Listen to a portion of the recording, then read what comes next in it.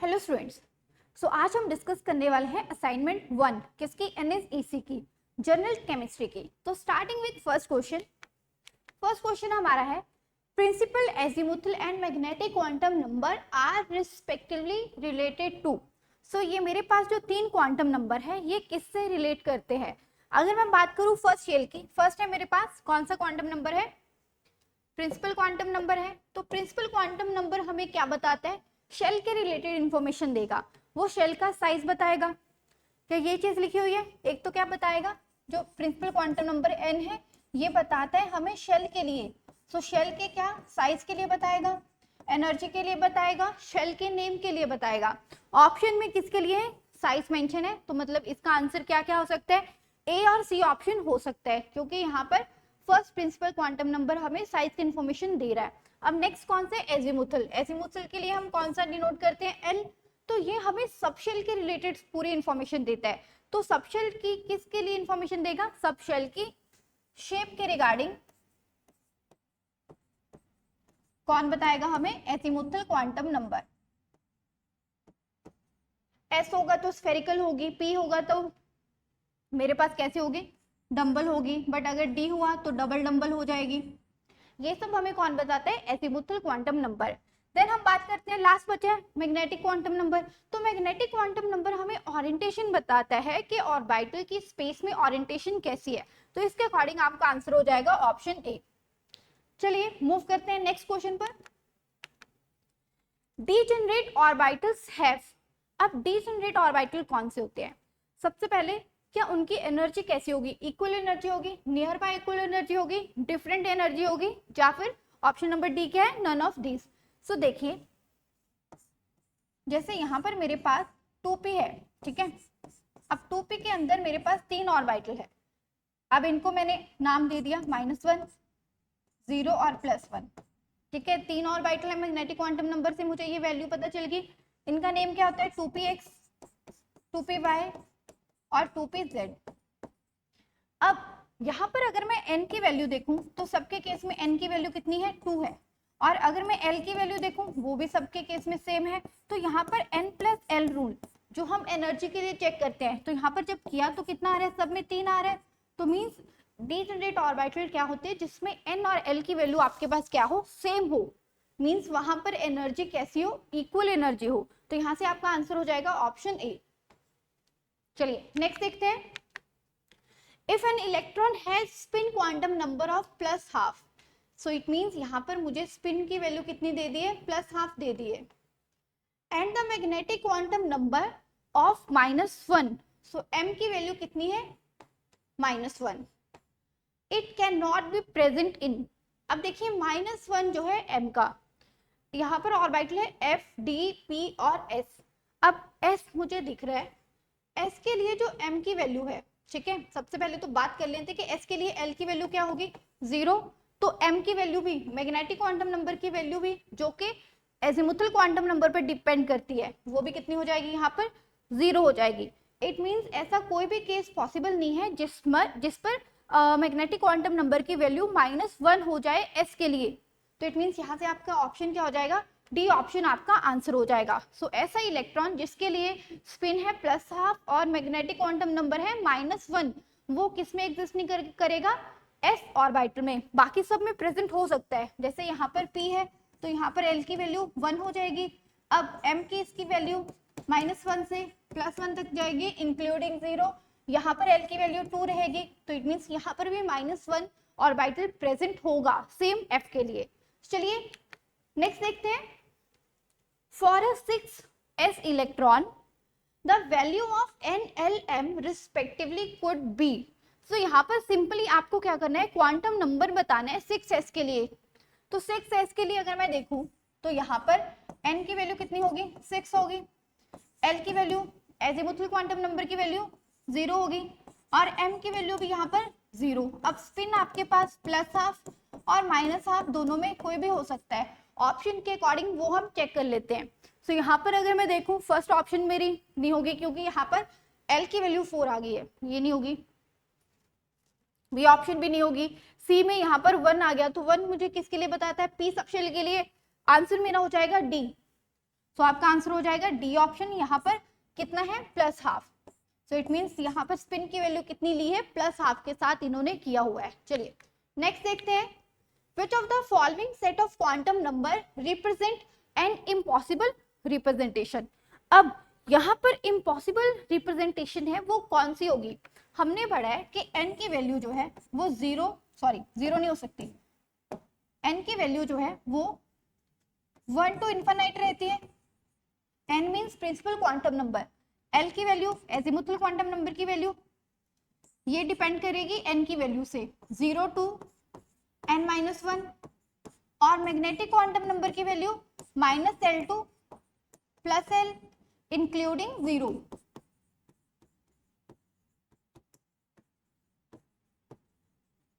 और स्पिन मेरे पास प्लस हाफ और माइनस हाफ हो सकता है, दोनों में से कोई भी एक वैल्यू इसकी आ जाएगी। अब चेक करो, यहां से हमने ये चीज देखी है, तो इट मीन्स यहाँ पर जो L होगा वो हमेशा लेस देन होगा n, ये रिलेशन मुझे पता चल गया। L कभी भी ग्रेटर देन और इक्वल टू n नहीं हो सकता, अगर वो वाला केस आता है तो इट मीन्स वो set of quantum number valid नहीं है, वो इम्पॉसिबल है। तो चेक करो फर्स्ट ऑप्शन, फर्स्ट में क्या है, 3 है, देन 2 है, यहाँ पर -2 है, यहाँ पर प्लस हाफ है, तो ये वैलिड होगा। यहाँ पर 4 है, 0 0, तो ये भी वैलिड हो गया। अब इसमें देखो यहाँ पर कितना है, 2 है, बट यहाँ पर -3 कैसे आ गया, ये तो L की वैल्यू पर डिपेंड करता है, स्पिन मैग्नेटिक क्वांटम नंबर, तो इम्पॉसिबल सेट आपका क्या हो जाएगा, ऑप्शन सी आपका आंसर हो जाएगा। चलिए सो नेक्स्ट क्वेश्चन जो हमारे पास है, इसमें क्या करना है, consider the ground state of chromium. तो क्रोमियम के ग्राउंड स्टेट को हमने कंसीडर किया है।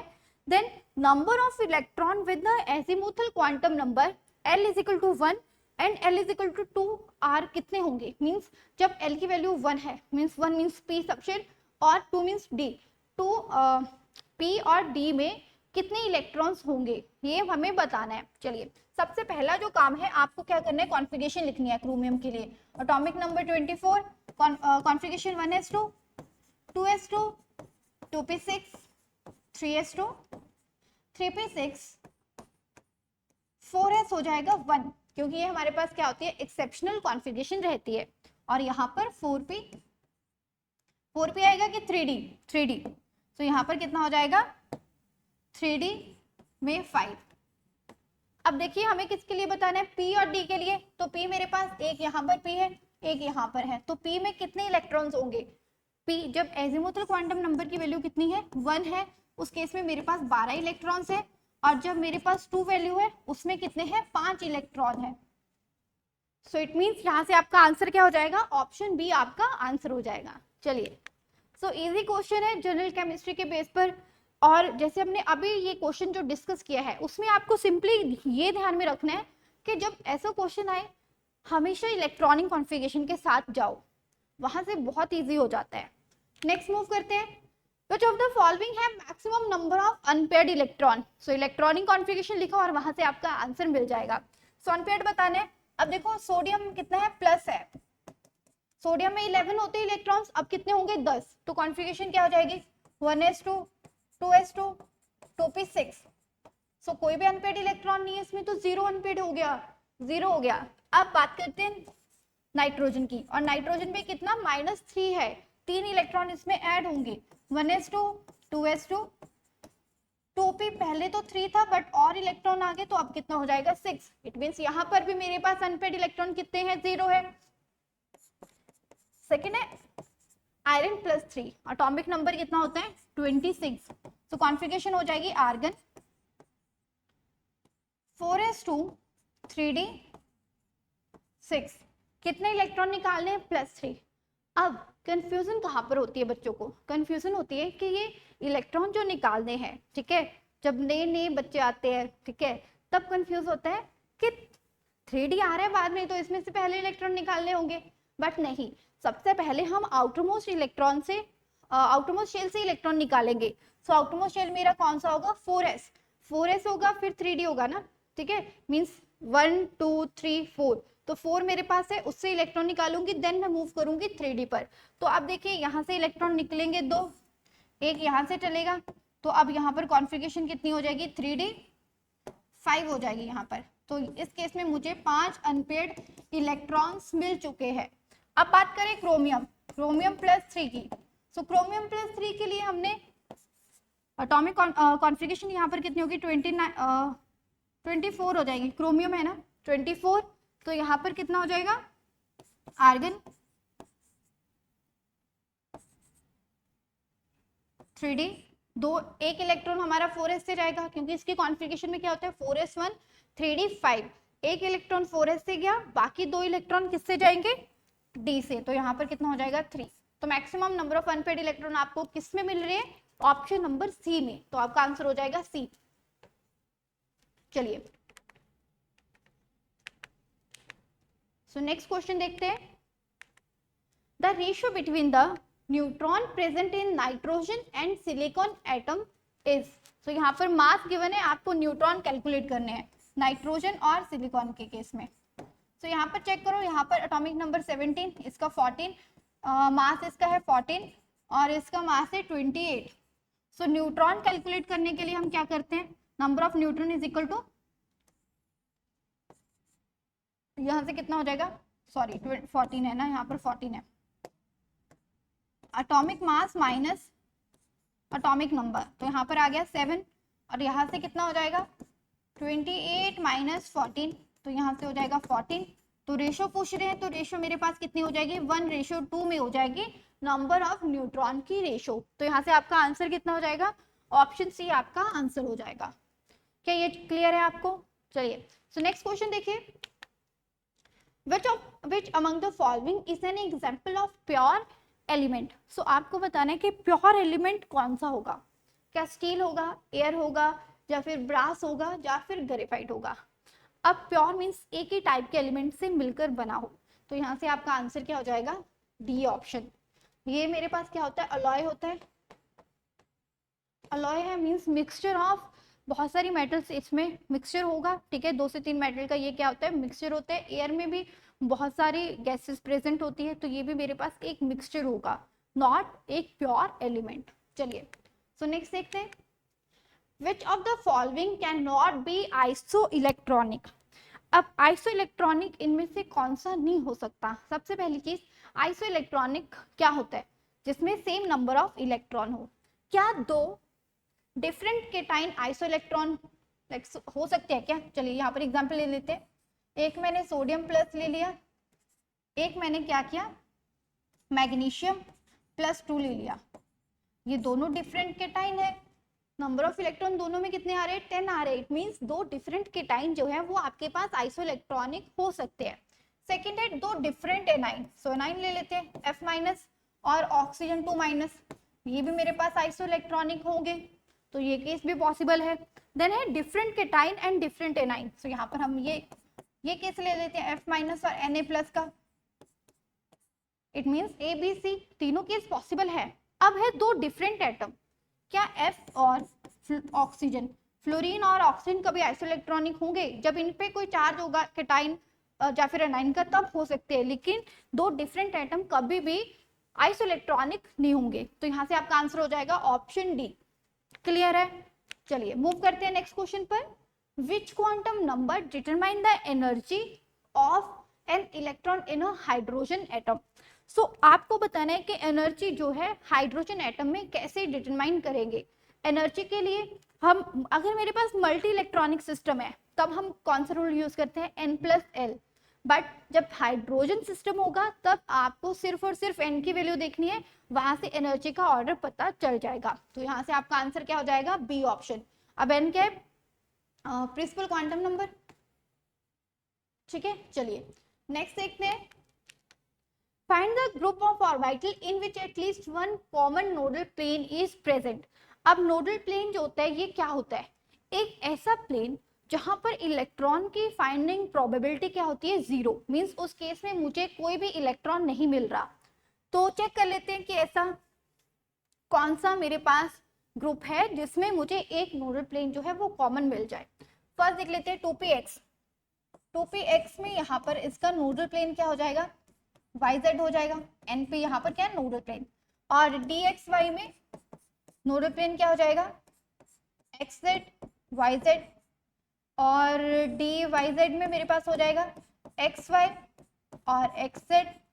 क्या यहाँ पर आपको किसी में कॉमन नोडल प्लेन दिख रहा है? बस इन दो में कॉमन है या फिर इन दो में कॉमन है? तीनों में कॉमन नहीं है, तो इट मीन्स ये मेरा आंसर नहीं होगा। अब चेक कर लेते हैं बी। बी में क्या है? 2p x 2p y। 2p y में मेरे पास हो जाएगा एक्स जेड नोडल प्लेन, और dxy तो हमने यहाँ पर भी लिखा है, dxy में हो जाएगा xz और yz, और yz में मेरे पास ये सेम है ना, xy और xz। तो यहाँ पर तीनों में मुझे xz जो है कॉमन नोडल प्लेन दिख रहा है, तो यहाँ से आपका आंसर हो जाएगा ऑप्शन बी। अब नोडल प्लेन जो है ये आप कैसे निकालते हैं? जैसे यहाँ पर मान लीजिए मेरे पास क्या है, ये px है, ये x हो गया, तो ये मेरे पास क्या है? px है। तो इसमें आप यहाँ पर पेन रखो बिल्कुल इसके परपेंडिकुलर, फिर यहाँ से चेक करो कि ये y जो था, y और z जो है, क्या इसमें इलेक्ट्रॉन डेंसिटी है? कोई इलेक्ट्रॉन डेंसिटी यहाँ पर 0 है, तो ये यहाँ पर क्या हो जाएगा? इसका नोडल प्लेन हो जाएगा। नेक्स्ट मूव करते हैं। The percentage of orbital occupied by the electron out of the total orbital present up to the outermost shell of iron. So सबसे पहला जो काम है उसमें आप क्या करोगे? कॉन्फ़िगरेशन लिखोगे। सो आयरन का एटॉमिक नंबर है 26, कॉन्फ़िगरेशन हो जाएगी 1s2 2s2 2p6 3s2 3p6, then आ जाएगा 4s2 और 3d6 हो जाएगा। अब यहाँ पर क्या है, हमें परसेंटेज निकालनी है। परसेंटेज कौन सी है? कि ऑर्बिटल ऑक्युपाइड बाय इलेक्ट्रॉन। तो सबसे पहले यहाँ पर कितने ऑर्बिटल है जो ऑक्युपाइड है बाय इलेक्ट्रॉन? सो चेक कर लेते हैं। एस का एक ऑर्बिटल, पी में कितने होते हैं? 3, और यहाँ पर 3 हो गए, यहाँ पर 1 हो गया, और यहाँ पर कितने हो जाएंगे? 5 हो जाएंगे। सो टोटल मेरे पास कितने ऑर्बिटल है जिनमें इलेक्ट्रॉन प्रेजेंट है? तो मेरे पास टोटल है 15 मेरे पास टोटल है जिनमें इलेक्ट्रॉन प्रेजेंट है, बट आउट ऑफ विच कितने, आउट ऑफ कितने में से यहाँ पर है? अब यहाँ पर लास्ट है मेरे पास 4s। अब फोर्थ शेल आ गया, फोर्थ शेल आ गया मीन्स यहाँ पर 4s 4p 4d and 4f भी प्रेजेंट होगा। तो टोटल ऑर्बिटल यहाँ पर कितने होंगे?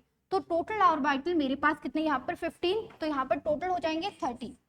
तो 30 में से 15 ऑर्बिटल ऐसे हैं जिनमें इलेक्ट्रॉन प्रेजेंट है, तो यहाँ पर परसेंटेज निकालनी है। तो ये मेरे पास परसेंटेज कितनी हो जाएगी? 50% आंसर हो जाएगा आपका। तो यहाँ से देखिए ऑप्शन ए आपका हो जाएगा आंसर। नेक्स्ट देखिए, if the aufbau rule is not followed then the potassium will be placed in. चलिए, सो यहाँ पर आपको ब्लॉक बताना है किसके लिए? पोटेशियम के लिए, जब ऑफ रूल फॉलो नहीं हो रहा। सो देखिए एटॉमिक नंबर इसका कितना होता है? 19। अब इसकी कॉन्फ़िगरेशन क्या हो जाएगी? 1s2 2s2 2p6 3s2 3p6। अब इसके नेक्स्ट यहाँ पर क्या आएगा? 4s आएगा या फिर 3d। अब यहाँ पर लिख रहा है कि ऑफ रूल जो है वो फॉलो नहीं हो रहा, तो यहाँ पर अब मेरा आएगा 3d। 3d में कितना इलेक्ट्रॉन? 1। तो अब यहाँ पर इलेक्ट्रॉन किस में जा रहा है? डी में जा रहा है, तो यहाँ पर जो पोटेशियम होगा वो कौन से ब्लॉक का एलिमेंट हो जाएगा? डी ब्लॉक का। तो आपका आंसर हो जाएगा C option. Question number 15। Question number 15 हमारे पास है the electrons identified by quantum number n and l।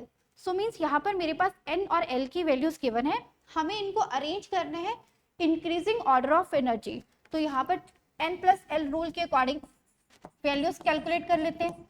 So value यहाँ पर ए ऑप्शन में मेरे पास n प्लस l कितना आ रहा है? 5 आ रहा है। बी ऑप्शन में कितना आ रहा है? 4। सी में मेरे पास कितनी वैल्यू आ रही है? 5 आ रही है। और डी में मेरे पास कितनी आ रही है? 4 आ रही है। सो डी और बी में मेरे पास दोनों में कितना आ रहा है? 4 आ रहा है। जब n प्लस l की वैल्यू जब सेम आ जाए तब हम क्या चेक करेंगे? सिर्फ और सिर्फ n की वैल्यू। तो n की वैल्यू किसमें कम होगी? उसमें एनर्जी भी क्या होगी? कम होगी। तो मीन्स यहाँ पर एक तो आ जाएगा मेरा d, इसमें क्या है? n की वैल्यू 3 है, सो पहले आ जाएगा d जिसमें एनर्जी कम है, उसके नेक्स्ट मेरे पास आ जाएगा b। अब सेम केस c और a ऑप्शन में भी है। c में कितना? 5 आ रहा है, और a में भी कितना? 5 आ रहा है। तो यहाँ पर लोएस्ट वैल्यू देख लो किसकी है? 3। तो सबसे पहले मेरे पास आ जाएगा c, और लास्ट में क्या आ जाएगा? a। तो एनर्जी का ऑर्डर मेरे पास ये हो जाएगा। तो यहाँ से आपका आंसर क्या है? Option C. अब अगर आप n+l रूल नहीं लगाना चाहते, इस क्वेश्चन को आप कैसे कर सकते हो? आई थिंक अब तक आपने बहुत सारी इलेक्ट्रॉनिक कॉन्फ़िगरेशन लिख ली होगी और आपको अरेंजमेंट भी आता होगा कि हम कैसे अरेंज करते हैं इंक्रीजिंग ऑर्डर में। तो देखिए फर्स्ट जो है मेरे पास, ये मुझे 4p दिख रहा है, उसके नेक्स्ट मेरे पास 4s है, और ये सी ऑप्शन में मेरे पास है 3d, और डी में है 3p। तो इसको आप अरेंज कर सकते हो। सबसे पहले मेरा कौन सा ऑर्बिटल आता है? सबसे पहले आएगा 3p, उसके नेक्स्ट 4s, यहाँ पर 3d आ जाएगा, देन आ जाएगा 4p। सो बिना n+l रूल लगाए भी आप इसका आंसर निकाल सकते हो। इसके लिए सिर्फ आपको इलेक्ट्रॉनिक कॉन्फ़िगरेशन का ऑर्डर आना चाहिए। नेक्स्ट देखते हैं question number 16, which is the spin only magnetic movement of a divalent metal ion with the atomic number 25। सो यहाँ पर डाइवेलेंट का मतलब क्या है कि यहाँ पर +2 का चार्ज है, एटॉमिक नंबर कितना है 25, तो एलिमेंट मेरे पास कौन सा होगा? मैग्नीज। चार्ज कितना हो गया? +2 का। अब यहाँ पर कॉन्फ़िगरेशन क्या होगी? आर्गन 4s2 और 3d में कितना हो जाएगा? 5। अब ये +2 है तो इलेक्ट्रॉन जो है वो सबसे पहले किस में जाएगा? 4s से कि 3d से? आउटरमोस्ट इलेक्ट्रॉन से सबसे पहले, आउटरमोस्ट शेल से सबसे पहले इलेक्ट्रॉन रिमूव करते हैं हम लोग, तो किस में से जाएगा? 4s से। तो इट मीन्स अब मेरे पास 3d में 5 इलेक्ट्रॉन है और उसमें मुझे क्या बताना है? Magnetic movement. सो म्यू की वैल्यू क्या होती है? n+2। n मेरे पास क्या है? यहाँ पर नंबर ऑफ अनपेड इलेक्ट्रॉन्स, तो कितने हैं मेरे पास? 5 है, तो यहाँ से आपका आंसर क्या हो जाएगा? 5, 5 + 2 35 का स्क्वायर रूट, तो आपका आंसर हो जाएगा यहाँ पर A option 5.92। So next move करते हैं question number 17, the pair in which ions are isoelectronic with the aluminium +3। तो आइसोइलेक्ट्रॉनिक मींस जिसमें सेम नंबर ऑफ इलेक्ट्रॉन्स हो, किसके जैसे? एल्यूमिनियम +3। तो एल्यूमिनियम +3 में कितने इलेक्ट्रॉन्स है? यहाँ पर है 10 इलेक्ट्रॉन। तो ऑप्शन में चेक करो किस में 10 इलेक्ट्रॉन आपको दिख रहे हैं। यहाँ पर कितने? 17 + 1 किया 18 हो गए। यहाँ पर लिथियम से कंपैरिजन मींस यहाँ तो बहुत ज्यादा डिफरेंस है। तो अब देखो कौन से ऑप्शन है जो आपको दिख रही है ऐसी। ऑक्सीजन में देखो -2 है, मींस यहाँ पर 10 इलेक्ट्रॉन्स होंगे, मुझे तो 10 इलेक्ट्रॉन चाहिए। और यहाँ पर मैग्नीशियम में कितना है? +2 का चार्ज है, 12 होते हैं इसका एटॉमिक नंबर, 2 इलेक्ट्रॉन चले गए तो यहाँ पर कितना हो जाएगा? 10 इलेक्ट्रॉन्स हो जाएंगे। तो हमारा आंसर हो जाएगा ऑप्शन डी, आपका आंसर हो जाएगा। अब जो हमारे पास ऑप्शन सी है ना, ये आइसो इलेक्ट्रॉनिक तो है, यहाँ पर कितने हैं? 18 इलेक्ट्रॉन है, यहाँ पर भी 18 इलेक्ट्रॉन है, बट क्या ये एल्यूमिनियम +3 के साथ आइसो इलेक्ट्रॉनिक है? नहीं, मुझे चाहिए एल्यूमिनियम +3 के साथ जो आइसो इलेक्ट्रॉनिक हो। चलिए नेक्स्ट मूव करते हैं। नेक्स्ट है which of the following order of energy level of the orbital for the lithium +2। अब देखिए लिथियम +2 जो आपके पास है ये कैसा है? ये एक हाइड्रोजन लाइक सिस्टम है। सो इट मीन्स यहाँ से जो एनर्जी का डिसाइड करेंगे वो हम n की वैल्यू से देखेंगे। तो यहाँ से डायरेक्टली आपका आंसर क्या हो जाएगा? ऑप्शन बी आपका आंसर हो जाएगा। हमने n की वैल्यू के अकॉर्डिंग देखा। अब next question number 19, which one of the following orbitals can hold 2 electrons। सो कौन सा इनमें ऐसा ऑर्बिटल है जो क्या करता हो? सिर्फ 2 इलेक्ट्रॉन को होल्ड करता हो। सो 3s है, तो यहाँ पर कितना? 2 इलेक्ट्रॉन आ सकते हैं। नेक्स्ट यहाँ पर 2px है, मीन्स यहाँ पर सिर्फ एक ऑर्बिटल की बात की जा रही है, तो ये भी कितना? 2 इलेक्ट्रॉन ले सकते हैं। और यहाँ पर dxy का एक ऑर्बिटल है, तो इसमें भी मैक्सिमम 2 इलेक्ट्रॉन आ सकते हैं। तो आपका आंसर क्या हो जाएगा? Option D. Question number 20. How many maximum possible set of quantum number are possible for the 6 electron of iron? So iron का 6 इलेक्ट्रॉन जो होगा उसके लिए मैक्सिमम क्वांटम नंबर कितने पॉसिबल है? क्वांटम नंबर के सेट चलिए देख लेते हैं। सबसे पहले कॉन्फ़िगरेशन लिख लेते हैं, 1s2 2s2 और 2p। अब देखो आयरन का जो 6 इलेक्ट्रॉन है वो किस में एंटर हो रहा है? 2p में एंटर हो रहा है, ठीक है। तो इस यहाँ पर एंटर हो रहा है, तो इट मीन्स मुझे अब देखना पड़ेगा कि p में कितने पॉसिबल केस हो सकते हैं। चलिए सो 2p के लिए क्या क्या केस पॉसिबल हो सकते हैं? n की वैल्यू 2, एल की वैल्यू कितनी रहेगी, 1 रहेगी। अब एम की वैल्यू जो है वो -1, 0 और +1 हो सकती है। और स्पिन क्वांटम नंबर की वैल्यू एक हम लेकर चलते हैं +½ के साथ, और नेक्स्ट सेम वैल्यूज हम ये 3 सेम वैल्यूज का पेयर हम बना लेंगे -½ के साथ। तो वहां से हमारे पास टोटल कितने पेयर हो जाएंगे, 6 पेयर हो जाएंगे। सो यहाँ से आपका आंसर हो जाएगा ऑप्शन सी, आपका आंसर हो जाएगा। सो ये हमारे पास कुछ क्वेश्चन थे। आई होप आपने अच्छे से अटेम्प्ट किए होंगे। Thank you.